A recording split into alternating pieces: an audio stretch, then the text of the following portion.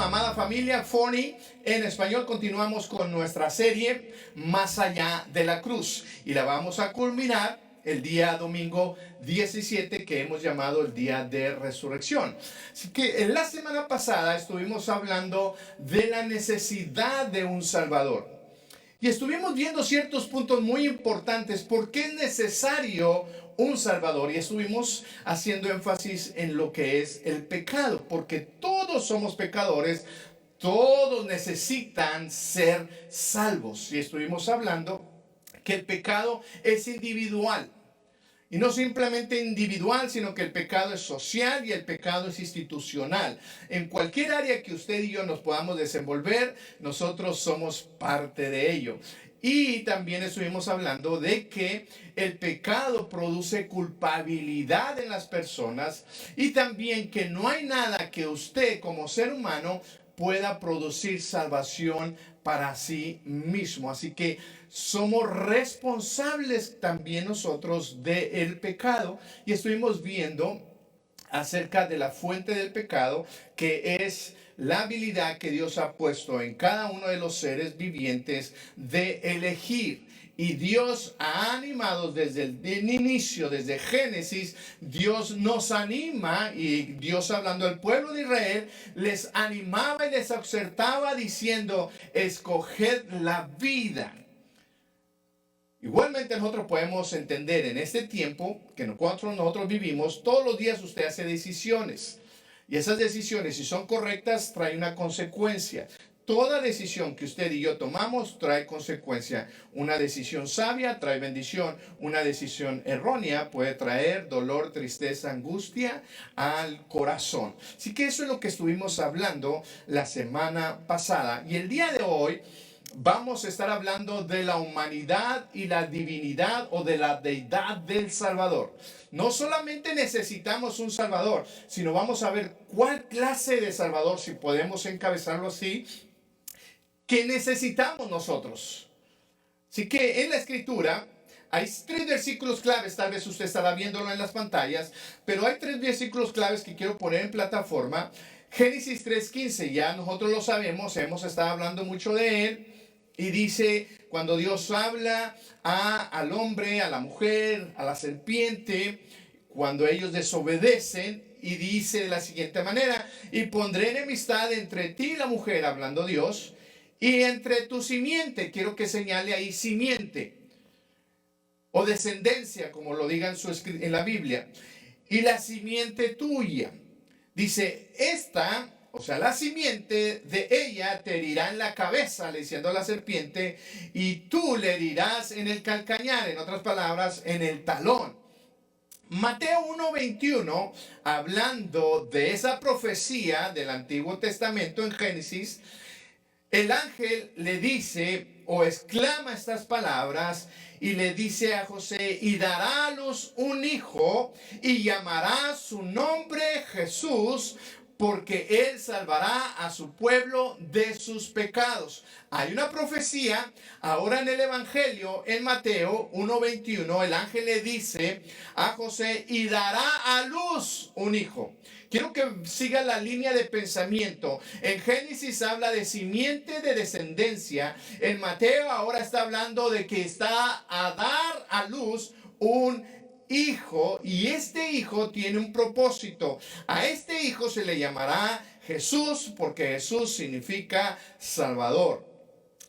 Y Gálatas 4:5, parafraseado, dice, Dios envió a su hijo otra vez, nacido de una mujer, nacido bajo la ley, para rescatar a los que estaban bajo la ley, a fin de que fuesen adoptados como hijos. Hay una profecía, un nacimiento.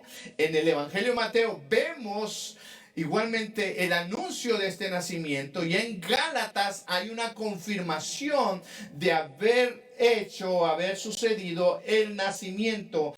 Jesús, el Salvador, había nacido en este mundo, se había introducido a nuestro mundo. Así que estuvimos hablando, necesitamos un Salvador. Todos necesitamos un Salvador. El día de hoy, cada uno de mis oyentes podemos estar seguros y ser sinceros con nosotros mismos que necesitamos un Salvador. Y no estoy hablando meramente del Salvador en salvación y vida eterna. Hay circunstancias en tu vida que tú estás enfrentando que es imposible tú puedas vencer. Hay situaciones en tu vida que es difícil poder confrontarlas, poder vencerlas. Tú necesitas a alguien más que venga y pueda pelear por ti. Hemos sido salvos, pero igualmente hemos alcanzado salvación y vida eterna, pero como hijos de Dios enfrentamos circunstancias y adversidades que nosotros no podemos vencerla. Entonces nosotros podemos hacernos ciertas preguntas. ¿Mi vida le importará a Dios? ¿Alguna vez se ha preguntado usted? Tal vez los que nos miran por cualquier plataforma, ¿se ha preguntado usted en medio de esa adversidad, ¿le importaré yo a Dios? ¿Habrá a alguien que le interese? ¿Se ha preguntado alguna vez usted? ¿Mi caso le interesará a alguna persona? ¿A alguien le interesa mi situación? ¿Alguien está pendiente realmente de lo que me está sucediendo? ¿A alguien le importa realmente mi dolor, mi enfermedad? ¿Habrá alguien que pueda tener esa afinidad conmigo de decir, yo te entiendo, yo sé tu dolor, tu angustia y tu aflicción? Sí lo hay. Y ese es Dios mismo, el cual Él nos ha creado.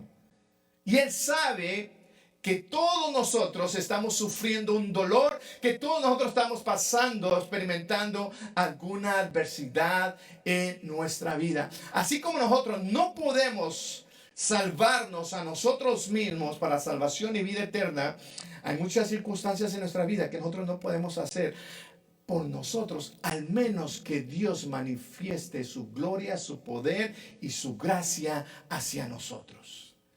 Yo puedo dar testimonio en muchas ocasiones donde he visto el favor y la gracia de Dios manifestándose en cierta situación, en cierta dificultad, necesidad en mi vida personal, familiar. He visto la mano poderosa de Dios. Cuando yo he preguntado, ¿le importo a Dios? Dios responde, porque usted y yo somos importantes para Dios y somos valiosos delante de Dios. Dios no termina con nosotros cuando nosotros hemos alcanzado salvación y vida eterna, sino al contrario, Él está pendiente de cada paso que usted y yo damos en esta vida. Así que necesitamos un Salvador. ¿Qué clase de Salvador nosotros necesitamos? Bueno, hablando en la base y en el fundamento espiritual, necesitamos un Salvador que sea humano, que sea como nosotros, antropológicamente hablando, que sea como cada uno de nosotros. Necesitamos un Salvador que sea como yo, que sea como usted, que entienda su lenguaje, que entienda su comportamiento, pero a la vez necesitamos un Salvador que no simplemente sea humano, sino que también sea divino. En otras palabras, que la deidad de Dios en su totalidad sea igualmente en esta persona. Así que el día de hoy estaremos hablando de la humanidad y la divinidad de nuestro Salvador. Estamos hablando del Señor Jesucristo. De acuerdo a las escrituras que leí al principio, Génesis 3:15, Mateo 1:21, Gálatas 4, versículo 4 al 5, están siendo referencia al Señor Jesucristo. Este Señor Jesucristo o este Salvador es tan humano como usted y como yo. Y al final veremos que este Salvador igualmente sigue siendo humano como usted y como yo en estos momentos. El Señor Jesús, mis amados hermanos, cuando usted y yo escudriñamos la Escritura y nosotros meditamos y leemos la narrativa bíblica, nosotros nos damos cuenta y hemos estudiado acerca de ello, que Jesús fue engendrado. Por eso mencioné Mateo 1:21, el mensaje del ángel tanto a José y a María. Viene y el ángel y el Espíritu Santo vienen, dan mensaje, viene el Espíritu Santo y es engendrado, es concebido por el Espíritu Santo. En otras palabras, no fue un deseo humano, no fue un deseo carnal, fue el mismo deseo de Dios produciendo, creando salvación a su humanidad. Jesús fue humano, Jesús fue engendrado como usted y como yo, en este caso por el Espíritu Santo. Jesús pasó por todo el proceso igualmente de gestación. Y Jesús al final nació como cada uno de nosotros. Como cada uno de nosotros venimos a este mundo, Jesús también lloró. Eso ha de haber sido un llorido muy santo, ¿verdad? Imagínense, dicen que todos los niños cuando nacen lloran. ¿Se ha preguntado usted, ¿habrá llorado Jesús? Pero Jesús pasó todo el proceso que cada uno de nosotros hemos pasado. Y no vamos a introducirnos mucho en la doctrina o de la cristología. No, quiero llevarlos a un enfoque que es muy esencial para cada uno de nosotros. Cristo Jesús es nuestro Salvador. Pero igualmente Cristo Jesús fue humano y divino a la vez para poder producir esta salvación que tanto nosotros necesitamos y que sin merecerla Él nos la ha provisto gracias a Dios por su inmenso amor, el cual Él ha depositado ese amor en la persona de Cristo Jesús. ¿Cuánto dicen gracias, Señor, por ello? Dios es bueno, mis amados hermanos. Dios es fiel. Mire, Dios pudo haber creado, si podemos pensarlo o razonarlo de esta manera, Dios pudo haber creado a Dios allá en lo eterno, en lo absoluto, completo, totalmente, crear a Jesús allá y enviarlo a la tierra a ser un salvador del ser humano. Pero si hubiese sido así, nosotros no hubiésemos podido experimentar la humanidad de Jesús. Dios pudo haber salvado el mundo, Dios pudo haber salvado a usted, a mi persona, de alguna otra manera. Como algunos otros dicen que Jesús vino a ser el Hijo de Dios cuando fue bautizado y el Espíritu Santo vino sobre él. Entonces en ese momento Jesús fue adoptado como hijo. Y empiezan a muchas teologías por ahí, a hacer teología acerca de la cristología del Salvador. Pero tenemos que estar conscientes de que nuestro Salvador fue tan humano y tan divino porque hay un propósito para ello. Adán y Eva, esa humanidad falló delante de Dios. Lo que nosotros conocemos como humanidad ahorita no es la humanidad que Dios deseó desde un principio. Lo que usted y yo conocemos es una humanidad ya desfigurada. Pero Dios tenía en mente algo mucho mejor. Antes de que el hombre y la mujer cayesen en desobediencia, era una humanidad perfecta, si podemos llamarlo así, sin pecado. Pero a raíz de este enemigo que vino y ofreció de afuera y vino y ocasionó la caída, entonces nosotros, usted y yo, estamos en este gran problema de la necesidad de un Salvador. Y como el hombre en la naturaleza humana se dio toda la autoridad, todo lo que Dios le había delegado al hombre, ellos en la naturaleza humana delegaron, soltaron, igualmente dieron esa autoridad a Satanás. Por lo tanto, Dios tendría que venir en la humanidad de hombre para poder rescatar lo que el hombre había desechado. Dios bien pudo venir y arrebatar a Satanás la autoridad que el hombre le había negado.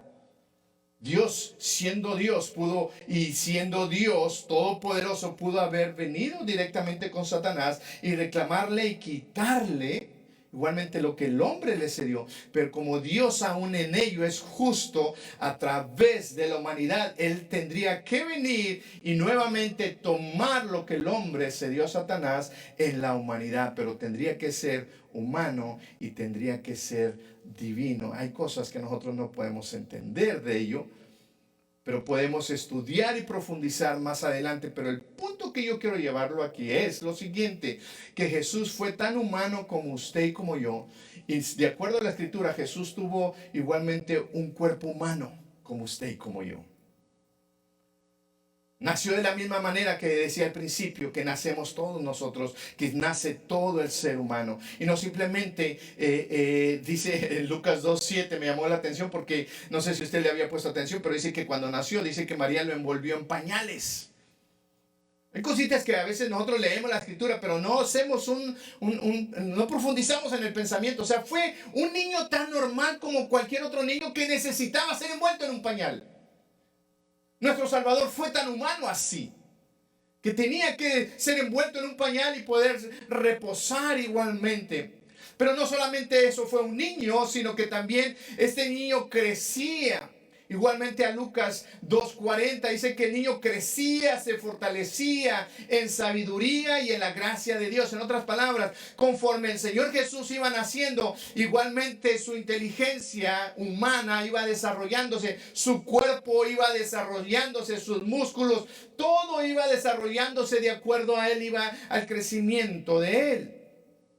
Lucas nos habla que dice que no solamente crecía en conocimiento, en estatura, sino también crecía en gracia y en favor delante de la gente. En otras palabras, la gente podía ver a Jesús, podía identificar a Jesús y Jesús tenía gracia delante de la gente. Jesús, cuando ya estuvo más adulto, cuando creció, la gente lo seguía, conocía quién era Jesús. La gente distinguía quiénes eran los apóstoles. La gente conocía quién era Jesús de Nazaret. Lo seguían. Y hay mucha escritura donde dice que a ciertos personajes decían, ay, si solamente yo pudiera tocarlo, el borde de su manto, aquella mujer. Otros ciegos, otros enfermos pudieron sentir el toque de Jesús. Un leproso pudo sentir el abrazo de Jesús. Hablando físicamente, Jesús, nuestro Salvador, tuvo un cuerpo físico. Y como tuvo un cuerpo físico, también Jesús se cansó. ¿Se ha sentido usted alguna vez cansado? ¿Cansada? Jesús se cansó también. Jesús también tuvo sed. En la escritura nosotros podemos ver. Cuando se acercó al pozo de Samaria en Juan 4:6, él tuvo sed. Jesús también se cansó. Aun cuando estaba en la cruz, dice que tuvo sed. Quiere decir, en el ayuno de 40 días, él tuvo hambre, se sintió cansado. Jesús igualmente experimentó, si podemos llamarlo así, todas las limitaciones del cuerpo físico que usted y yo tenemos. Cristo Jesús murió físicamente también. Fue crucificado. Muchos usan ese crucifijo, ¿verdad? Recordando que no, me imagino que no tiene ninguna apariencia de nuestro Salvador Jesucristo. Pero tenemos una promesa que un día le conoceremos tal como Él es. Pero el Señor Jesús también murió. Todas las dificultades que el ser humano puede enfrentar en esta vida, Jesús las enfrentó. Y aún hasta la muerte, Él enfrentó. O sea, Jesús no es ajeno a ninguna de nuestras necesidades físicas y emocionales. ¿Por qué digo esto? Porque también Jesús tuvo una mente humana. Jesús tuvo emociones. Jesús tuvo sentimientos. Jesús también se sintió traicionado. Jesús también se sintió triste. Jesús se sintió angustiado. Jesús sufrió, si podemos llamarlo así, cierta ansiedad en su vida. ¿Y qué decir en esos momentos cuando se acercaba el momento en cual Él iba a ser sacrificado? Mateo 26:38, Él decía, es tanta la angustia que me invade, que me siento morir, decía el Señor Jesús. Es tanta mi angustia cuando estaba en el huerto del Getsemaní, que dice que sudaba como gotas de sangre. Ninguno de nosotros hemos experimentado esos dolores o esas sensaciones. Pero Jesús las experimentó. No solamente el Señor Jesús tuvo el cuerpo humano, tuvo una mente humana que se desarrolló. También el Señor Jesús tuvo sentimientos, tuvo emociones, alma en su vida. Se podía identificar con la gente.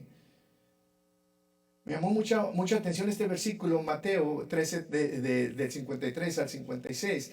Dice, aconteció que cuando terminó Jesús estas parábolas, hablando del cuerpo físico de Jesús, se fue de ahí y vino a su tierra y les enseñaba en la sinagoga de ellos, de tal manera que se maravillaban y decían, ¿de dónde tiene la sabiduría? ¿Y cómo hace estos milagros? En otras palabras, este pueblo vio a Jesús crecer, desarrollarse. Jesús inicia su ministerio y vuelve a su hometown, a su pueblo, a su colonia, a su barrio, y empieza a enseñar. Y la gente que lo vio crecer y desarrollarse dice, ¿y quién es él? ¿De dónde tuvo tanta sabiduría? ¿A qué escuela, con quién rabino estuvo? Mira los milagros que él hace. Y luego dice el 55, ¿no es este el hijo del carpintero? ¿No se llama su madre María? ¿No está aquí su hermano Jacobo? ¿No está aquí también su hermano José? ¿No está también su hermano Simón? ¿No está Judas aquí? Mira, todos los hermanos. Vimos crecer a Jesús con todos estos hermanos que tiene aquí. Entre paréntesis, Jesús tuvo más hermanos. Para aquellos que dicen que no, que María quedó virgen por todo el tiempo. Aquí Mateo desmiente. María tuvo más hijos. Y lo testifica diciendo y los nombra. Los identifica. Aquí está Jacobo, José, Simón, Judas. Y también Jesús tuvo hermanas. 56. ¿No están todas sus hermanas con nosotros? ¿De dónde pues tiene todas estas cosas? Jesús fue conocido por su cuerpo físico. Y la gente lo identificaba. Pero esta es la gran diferencia. Que aunque Jesús fue nuestro Salvador, tuvo un cuerpo humano, físico, también Él fue divino. Lucas 1:35 es el fundamento para ello. Respondió el ángel, le dijo, el Espíritu Santo vendrá sobre ti y el poder del Altísimo te cubrirá con su sombra. Por lo cual también el santo ser que nacerá, ¿recuerdan en Génesis? La simiente, el santo ser que nacerá será llamado Hijo de Dios. Juan lo identificó. Cuando él estaba predicando, Juan el Bautista, y vio al Señor Jesús, él dijo, he aquí el Cordero de Dios que quita el pecado del mundo. Bueno, pastor, ¿qué tiene que ver todo esto? ¿Qué tiene que ver la humanidad de Cristo Jesús? Tiene que ver mucho con lo que nosotros creemos. Y vamos a llegar a esa conclusión. Fue Jesús humano y divino a la vez. En nuestra humanidad venció el pecado y en su victoria nos compartió, si podemos llamarlo así, su deidad.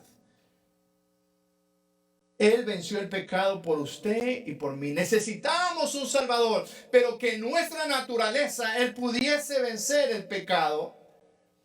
Pero para que pudiese vencer el pecado debería ser santo. Igualmente, por eso el Espíritu Santo dice, este ser que nacerá será santo, y es la única manera de que Él pueda vencer el pecado. Ahora, usted y yo, los que hemos aceptado a Cristo en nuestro corazón, ahora somos santificados en Él y por medio de Él somos santos. Es importante que usted y yo podamos entender esta gran verdad. Jesucristo fue tan humano, pero igualmente fue divino. Y Él en su humanidad venció el pecado. Y cuando Él venció el pecado, Él pudo igualmente proveernos a nosotros la santificación para que nosotros podamos llegar al trono de la gracia. En conclusión, ¿qué tiene que ver lo humano? ¿Qué tiene que ver la divinidad? Humano y divino. Bueno, Hebreos nos lo va a hacer más claro. Hebreos 4, 15 al 16 dice, porque no tenemos un sumo sacerdote que no se pueda compadecer de nuestras debilidades. Otra vez, usted es humano, usted es humana, usted tiene debilidades, usted llora, usted se enfurece, usted se preocupa, usted se angustia. Yo también. Pero dice Hebreos, porque no tenemos un sumo sacerdote que no se puede compadecer de nuestras debilidades, sino uno que fue tentado en todo según nuestra semejanza, por eso tuvo que ser humano, pero sin pecado, por eso tuvo que ser divino. Dice, acerquémonos pues confiadamente al trono de la gracia de Dios para alcanzar misericordia y hallar gracia para el oportuno socorro. ¿De qué está hablando Hebreos? Hebreos está hablando de Jesús, o está refiriéndose a Jesús como el sacerdote perfecto, y lo voy a mencionar de dos maneras. ¿Por qué Hebreos está mencionando al Señor Jesús? Porque viendo el trasfondo del libro de los Hebreos, había ciertos cristianos que querían volver al judaísmo, nuevamente a su tradición, a su religión anterior, y ellos se enfocaban mucho acerca del tabernáculo, lo que Dios había establecido para poder entrar al lugar santísimo. Y recuerdan que había el tabernáculo, había el lugar santo, el lugar santísimo, y el sacerdote solamente entraba una vez a ese lugar santísimo a ofrecer un sacrificio para el perdón del pecado del pueblo, y todavía se arriesgaba el sacerdote a entrar al lugar santísimo si Dios no perdonaba el pecado del pueblo. Entonces el pueblo de Israel estaba en gran problema, y por eso el escritor de Hebreos hace referencia y dice, hey, no es necesario volver otra vez al judaísmo. Ahora tenemos un sumo sacerdote que ha entrado a ese lugar, el cual era imposible entrar. Él tuvo que ser humano, pero tuvo que ser divino, santo, para poder entrar a ese lugar. Dos maneras que lo presenta aquí Hebreos rápidamente en conclusión es para representarnos a cada uno de nosotros, ya que el Señor Jesús comprende y participa perfectamente de nuestra humanidad. Jesús vino, tomó, vivió todo lo que nosotros vivimos aquí en la tierra, mis amados hermanos. No hay nada que tú hayas experimentado, no hay nada que vayas a experimentar que el Señor Jesús no lo haya experimentado. Él experimentó todo lo que usted va a experimentar igualmente en esta tierra, aún hasta la muerte. El Señor Jesús lo experimentó. En su encarnación, Él no solo se definió para con nosotros lo que significa ser humanos, sino que también en este tiempo continúa siendo el Hijo del Dios eterno. En otras palabras, lo que le estoy tratando de decir es que el Señor Jesús no dejó de ser humano cuando resucitó. El Señor Jesús, cuando resucitó, igualmente se presentó a sus discípulos y le dijo a Tomás, ¿qué le dijo a Tomás? ¿Ah? ¿Se acuerdan? ¿Qué dijo? A ver. Hasta que yo no meta mi mano sobre su costado. Físico, cuerpo físico, pero glorificado. ¿Y qué dijo? Hasta que no meta mi dedo en las llagas de sus manos. Hasta entonces yo no voy a hacer, no voy a creer.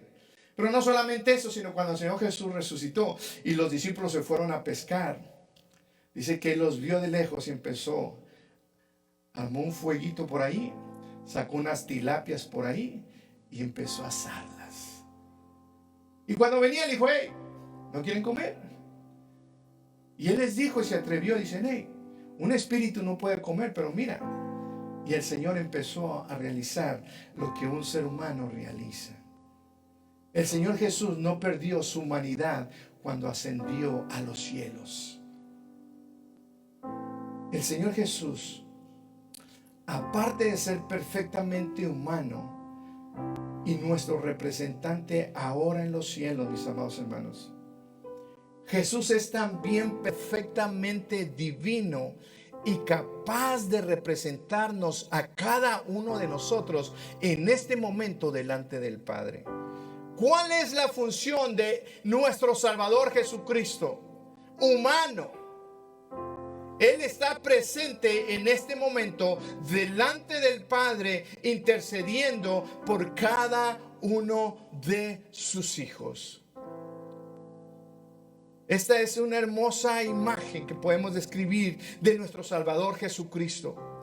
como aquel que logró entrar hasta la parte más profunda y sagrada de los cielos, allá donde solamente Dios está sentado en su trono. Nuestro Salvador, humano y divino, ha entrado a ese lugar santo, y ahora está representándole a cada uno de nosotros. Usted es importante para Dios, y Dios ha enviado a su Hijo Jesucristo, y Él está intercediendo por usted.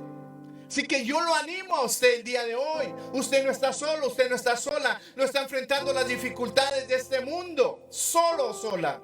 Jesús está en el trono, al lado del trono del Dios eterno, intercediendo por cada uno de nosotros. ¿Cuánto dicen gracias, Señor, por esa hermosa bendición?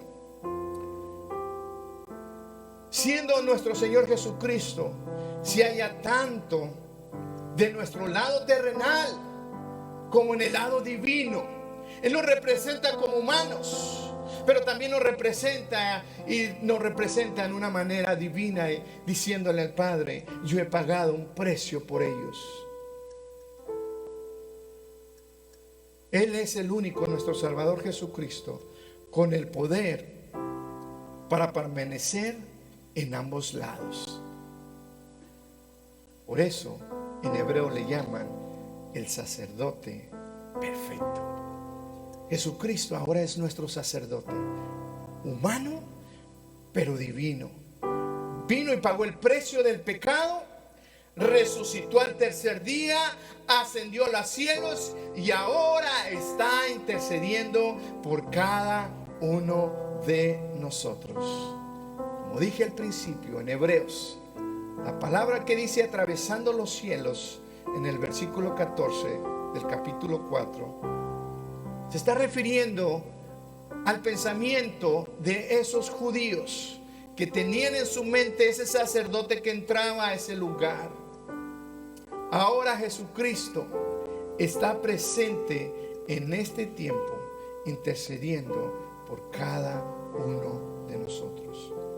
Jesús consiguió entrar a ese lugar sagrado, y ahí continúa el trabajo de intercesión por cada uno de nosotros, igualmente intercediendo por la humanidad. Ahora Jesús está intercediendo a favor de usted, mi amado hermano, de usted, mi amada hermana.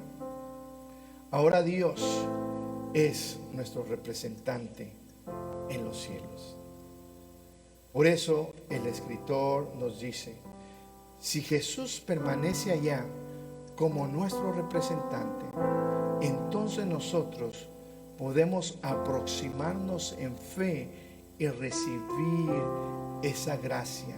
Por eso en Hebreos 4:16 dice: acerquémonos pues confiadamente al trono de su gracia, para alcanzar misericordia, gracia y oportuno socorro. Amada familia Foni en español, tenemos un Salvador que se identifica con cada debilidad de nosotros.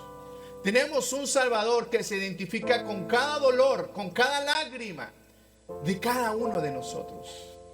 Tenemos un Salvador que ahorita mismo no solamente se identifica con nosotros, sino que Él está sentado al trono, del lado del trono del Padre eterno, intercediendo por cada uno de ustedes. Cuando tú estás en dolor, en necesidad, ahí está Jesús diciéndole al Padre: mira a tu hijo, mira a tu hija, su dolor, su necesidad. Yo he pagado el precio por ellos. Ahora yo estoy intercediendo por ellos. Gloria a Dios por Jesucristo, nuestro intercedor. ¿Qué tienes que hacer el día de hoy? Venir a Él. Decirle: Señor, gracias por mi salvación, Jesús. Pero hay necesidad en mi vida. Ya no puedo más. Vengo a ti. Intercede tú por mí. Y la palabra del Señor nos dice que Él lo hace. Oremos. Padre Dios, gracias te doy por tu palabra. Gracias, Señor, por tu bendición. Ahora, Señor, yo te pido que tu Espíritu Santo, Señor, el cual tú dejaste como nuestro consolador, el Paracleto, aquel que está con nosotros, nos guía a toda verdad. Señor, vivimos en este mundo, sufrimos como cualquier otra persona. Hay desesperación, angustia, que no sabemos qué decir, qué hacer, qué decisiones tomar. Ahora reconocemos, primero te pedimos perdón, porque nos hemos angustiado sin provecho alguno. Ahora reconocemos que tenemos un Salvador que fue humano, que me entiende tal como soy, pero que fue divino y perfecto y que ahora está intercediendo por mí.